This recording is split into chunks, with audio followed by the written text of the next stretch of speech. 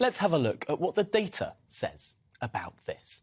Here are the latest opinion polls for those watching on television. You can see really quite wiggly lines there. I'll try and describe for those listening on radio. No, the red line, those who do not want Scotland to break away from the United Kingdom, was leading and indeed growing its lead right up through 2017. A lot of people don't know this, that actually after the Brexit referendum, no grew in its lead ahead of yes. Those who want the United Kingdom to stay together was growing in strength. But then the pandemic happened, and just look at what happened to that line in favour of separation, in favour of partition. It crept up and up and up until the peak of the pandemic, when Nicola Sturgeon was using her pandemic powers to their extreme.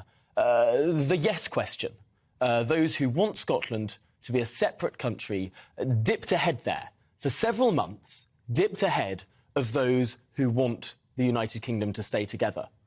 But this is little reported. What happened next?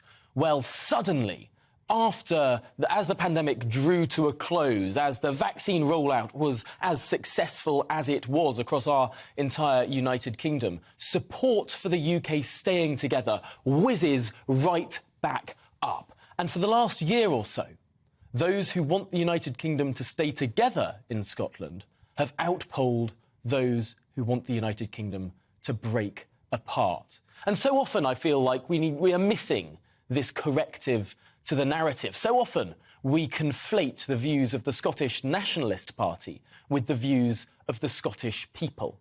And they're not the same thing. The Scottish Nationalist Party failed to win a majority at the last Scottish elections, although Nicola Sturgeon today will be pushing ahead with her plans for another partition referendum despite those facts.